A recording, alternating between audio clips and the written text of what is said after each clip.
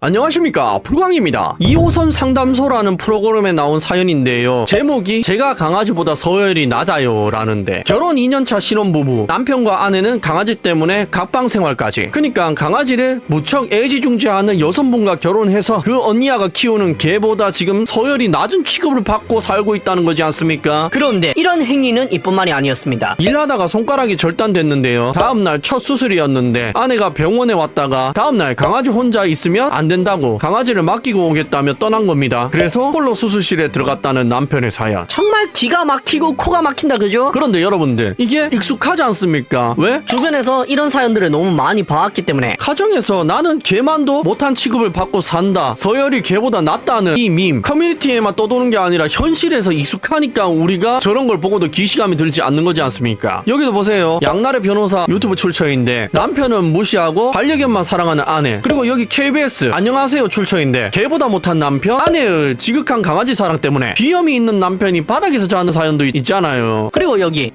개 키우는 여자랑 사랑하지 말걸, 결혼 얘기 오가는 중에 키우던 토이푸들 데리고 살아야 한다 하는데 나는 절대 안 된다, 내 협상안은 키우더라도 방 하나 따로 줘서 댄스 치고 못 나오게 하면 인정이다, 이러니까 발작하네. 그건 학대라고. 2년 사귀면서 느끼는 건 나는 개만도 못한 남자친구였다는 거다. 100일쯤 사귀었을 때였을까, 심하게 싸우고 화해하고 건네는 말이 본인한테는 내가 1순위라는 것이다, 그리고 자기 개가 0순위라는 사족을 붙였다. 균열은 그때부터였을지도. 그러니까 조상신이 신호를 매번 줬었는데 남자가 모른 척 했다는 거지 않습니까? 대부분의 불행한 남자들이 이런 식이라니까. 제사를 드리는 사람이든 종교가 달라서 조상신이 없다고 믿는 사람이든 신호는 계속 온다니까. 그런데 그 멍청한 자손들이 그 신호를 무시하고 자신들이 달랐다면서 스스로 길을 개척한다면서 일을 행해서 항상 문제를 일으키지 않습니까? 아까 그 사연들도 과연 이전에 이런 신호가 없었을까요? 있었을 겁니다. 내가 싫어하는 행동을 서슴없이 한다든가 항상 남자친구를 뒷전이고 애완동물이 우선이었던 그런 행동들이 있었을 거란 말이야. 그런데 그걸 봤는데도 알고 무시했을 뿐이지. 그리고 나중에 이렇게 후회하는 거죠. 그런 여자인 줄 알았는데 괜히 사랑했다, 사랑하지 말걸, 이러면서 말입니다. 그런데 이거 착각입니다. 사랑은 상호간에 해야지 사랑인 거죠. 나 혼자만 좋아하고 매달리는 건 보통 사랑이라 안 하죠. 집착이라고 하지. 연애 중에 카페를 가도 밥을 먹어도 개는 꼭 데리고 가야 한다, 같이 덮는 이불에 개가 들어와도 나는 질색하면 안 되고, 침대에 잠을 같이 자더라도 개가 같이 자야 하고, 새로 산 매트리스는 개가 눕든 몸을 비비든 털을 날리든 그건 더럽지도 않고 내가 유난 떠는 일이다. 조율을 하려고 서로 엄청 노력해봤지만 개는 자기 집안에서 자야 하고 여행 갈 때는 집에 두고 가야 한다는 내 의견과, 개는 침대 소파 어디든 자유롭게 다녀야 하고 배변 냄새는 어쩔 수 없다는 여친의 의견이 좁혀지지 않았고, 서로 덜 사랑한 게 아니라 애초에 너무나도 달랐던 걸 사랑으로 커버해온 것 같다 하는 게시물인데, 아니 애초에 한쪽만 사랑해서 그렇다니까. 어떻게 내 사랑하는 사람보다 다른 게 우선순위가 될 수 있냐고. 그건 사실 불가능하지 않습니까? 그리고 개를 진짜로 사랑했다면, 동시에 남자친구도 사랑했다면, 걔를 좋아하는 남자를 만났어야죠. 그런데 걔는 안 좋아하는 남자지만 이 사람 직장이 괜찮아서 일단 만나보는 거고, 나중에 우겨서 어거지 써서 쟁취하면 되는 거고, 뭐 그런 식으로 연애한 거지 않습니까? 그러니까 이런 일이 발생하는 주요 원인 중에 하나가 전에 영상에서도 말씀드렸지만, 정말 뜨겁게 사랑해서 이 사람이 이상형이어서 결혼하는 게 아니라 결혼할 때 되어서, 때가 되어서, 내가 준비되어서 그때 옆에 있는 여자랑 아무 생각 없이 결혼하니까 저런 일들이 빈번하게 일어난다는 겁니다. 처음부터 안 맞는 걸 억지로 끼워 맞추려고 하니까 문제가 생기는 거잖아. 그런데 그걸 사랑이란 이름으로 모든 걸 덮으려고 하는데 그건 자기 스스로의 위로밖에 안 되는 거야. 왜? 상대방이 나를 그만큼 생각해주지 않는데 혼자 사랑하고 북치고 장구치는 것밖에 안 되잖아. 그러니까 서로 덜 사랑한 게 아니라 애초에 너무나도 달랐던 걸 사랑으로 커버해온 게 아니고요, 그냥 애초에 덜 사랑한 상태였던 겁니다. 그리고 그 사랑도 한쪽만 한 거고요. 보세요. 누구보다 남자 쪽에서 힘들고 남자만 사랑해서 남자만 고생한 이야기지 않습니까? 그런데 사는 세계관이 다른 저분들은 뭐라고 하는 줄 아십니까? 이 게시물의 퍼간 곳에 달린 댓글들을 보십시오. 여자가 너무 이기적인데 남자는 꼴불견이네요. 지구가 뭔 인간들 살라고 만들어진 곳인 줄 아나. 여자분도 과한 게 있지만 남자분은 아예 반려동물이 뭔지도 모르는 듯요. 그냥 그저 더러운 짐승 그 자체로 보는 듯요. 여친분 탈출하세요. 전 견주 아닙니다. 싫으면 연애만 하든가요. 결혼까지 생각하는 와중에 걔는 설득해서 버리려 했다는 거 아닌가요? 제 제발 놔주세요. 여자분 그동안 고생 많으셨네요. 라는 댓글들이 보이시죠? 어지럽지 않습니까? 근데 여러분들 이게 현실이야. 이런 분들을 만나면 여러분들은 항상 2순위, 애 낳으면 3순위로 밀려날 수밖에 없는 인생을 살아야 된다니까. 그런데 여기까지는 애완동물 이야기지 않습니까? 애완동물이 없으면은 저 사람이 나만 사랑하고 정말 잘해줄까요? 그 동물에게 쏟았던 애정만큼 나한테 해줄까요? 애초에 동물은 중요하지 않아요. 남자에게 대한 배려, 사랑이 부족해서 일어난 일들이잖아. 아까도 보십시오. 남자 쪽에서 전부 다 협의안을 냈죠? 방 하나를 개를 주겠다. 내가 그만큼 돈을 열심히 벌겠다. 그러면 같이 살 수 있다. 왜? 네가 사랑하는 개니까 내가 그 정도는 이해해 주겠다고. 이야기했지만 언니는 그걸 다 무시하고 자기 의견만 이야기했잖아. 저게 진짜 남자를 사랑하는 사람의 태도 같습니까? 아니야. 절대 그럴 수가 없다니까. 그리고 걔 때문이 아니라도 한쪽만 사랑해서 남자 쪽이 대부분 그렇죠. 그렇게 사랑한다고 착하게 해서 결혼하게 되면은 어떤 인생을 사는 줄 아십니까? 여기 중고 사이트 메시지인데 한번 보세요. 혹시 죄송한데 3일 전에 게임기 구매하신 분인가요? 예, 맞아요. 정말 죄송한데 와이프가 상의 없이 게임기를 팔아버린 거라서 환불해드리면 안 될까요? 한 달 쓴 새 상품인데 8만원짜리 게임 포함해서 40만원은 정말 죄송한데 제가 찾아뵙고 게임기 받을 수 없을까요? 저는 법적으로 문제없이 중고거래 한 건데요. 그렇죠. 그런데 아시겠지만 너무 힘들게 구했고 안에 PSN 로그인도 그대로 있었고 상의 없이 판 거라서요. 그것도 40만원에 제발 부탁드립니다. 제가 사례비로 5만원 더 드릴게요. 죄송합니다 정말. 게임기는 공장 초기화해서 제 아이디 쓰고 있고요. 그날 반차 써서 그리고 선착순이라고 하셔서 거의 회사에서 1시간 넘게 걸리는 거리 가서 구입한 건데요. 그리고 요즘 플스 풀려서 예전처럼 비싸지 않아요. 안타깝긴 한데 제가 잘못한 건 아니잖아요. 와이프분이랑 대화하셔야 할 듯 싶어요. 구입하실 때 플스랑 데몬즈 소울 같이 40만원이라고 할 때 이상한 점을 못 느끼셨나요? 그걸 왜 저한테 이야기하세요? 짜증내시는 건가요? 저는 정당하게 중고거래 했고 제게는 아무 문제가 없잖아요. 알겠습니다. 죄송합니다. 라는 대화가 보이십니까? 도대체 저 남자는 무슨 죄일까요? 그냥 게임을 좋아서 게임기를 샀을 뿐인데 내 돈 주고 샀을 뿐인데 지 돈 10원 안 들인 사람이 자기 마음대로 남자의 물건을 상의 없이 팔고 있지 않습니까? 저게 과연 반대의 상황일 때도 저럴 수 있을까요? 여자가 그냥 웃어 넘길 수 있을까요? 생각해보세요. 아내의 명품백을 팔아 그것도 헐값에 팔았다고 생각해보세요. 절대 웃을 수가 없다니까. 이혼까지 갈지도 몰라. 그런데 남자들은 그냥 웃고 넘겨야 된다니까. 왜? 내가 더 좋아하니까. 그리고 울어봤자 나만 바보 되니까. 주변에 이야기해봐봐요. 사람 취급 못 받지. 어머니한테 상담해보세요. 그 당시에는 엄마가 위로해주겠지. 그런데 뒤에서 우실 어머니를 위해서라도 그런 이야기를 하면 안 되지 않습니까? 여기 보세요. 이런 일들이 수두룩빽빽하다니까. 저거는 그래도 팔아서 돈이라도 남겼지. 여기는 팔지도 못하게 욕조에 담가놨다니까. 이거 굉장히 유명한 사진이죠. 누가 보면은 테슬라에서 새로 만든 로봇인 줄 알겠네. 로봇가 수영을 하네.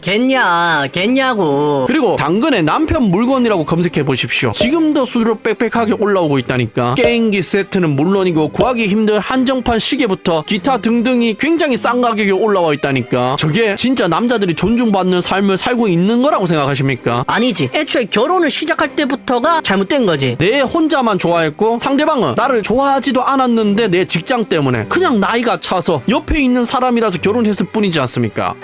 여러분들 이래서 결혼을 잘해야 되는 겁니다. 내가 여태까지 살아온 인생이 한순간에 부정당할 수도 있어서 문제인 겁니다. 그게 얼마나 비참한지는 겪어보지 않는 사람들은 이해조차 할 수가 없다니까. 저 역시 이해할 수가 없는 부분이고요. 왜? 그 느낌이 뭔지 모르니까. 그런데 그걸 겪어본 사람들의 표정만 보면 알 수가 있잖아. 세상을 다 잃은 사람들 표정이잖아요. 그리고 그걸 확인할 방법이 있습니다. 어딘 줄 아십니까? 여러분들 회사에 아침 못 얻어먹고 오는 그 부장들한테 한번 물어보세요. 물론 물어보실 수는 없겠지만 대충 짐작은 가잖아. 저 사람들이 어떤 인생을 살고 있는지. 그니까 조심하시라는 겁니다. 신호는 여러분들이 둔하다고 예민하다고 봐주는 게 아닙니다. 이상함을 감지 못한 건 여러분들 잘못이고요. 그 책임은 여러분들이 다 떠안아야 된다니까. 그러니까 그 누구도 여러분들의 인생을 책임을 져주지 않습니다. 이 상황이 발생하는 순간 여러분들 인생은 끝이니까 알아서들 잘하십시오. 꿈속에서 깨어난 시간입니다. 레드 선.